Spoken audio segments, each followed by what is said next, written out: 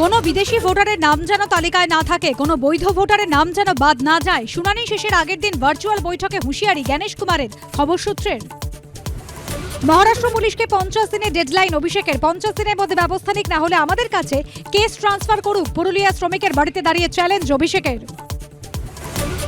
মহারাষ্ট্রের পুরুলিয়া শ্রমিক খুন মিথ্যে বলে শুধুই বিভ্রান্ত করার চেষ্টা। তৃণমূলের দাবি উড়িয়ে পাল্টা ফুটেজ দেখিয়ে আসরে বিজেপি, গভীর চক্রান্তের অভিযোগ। কোথায় সিতাইয়ের বিজেপি নেতা সুকুমার বর্মন? নিখোঁজ বলে অভিযোগ স্ত্রীর। নিষিদ্ধ কাপ সিরাপ মামলায় গ্রেপ্তার করা হয়েছে জানালেন দিনহাটার এসডিপিও।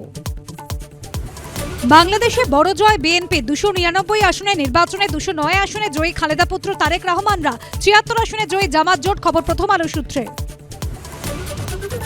শাসনে পাওনা টাকা চাইতে গিয়ে খুন এক ব্যক্তি। অভিযোগ ঘিরে উত্তপ্ত এলাকা। বেশ কিছুক্ষণের জন্য শাসন রোড অবরোধ, গ্রেপ্তারি আশ্বাস পুলিশের।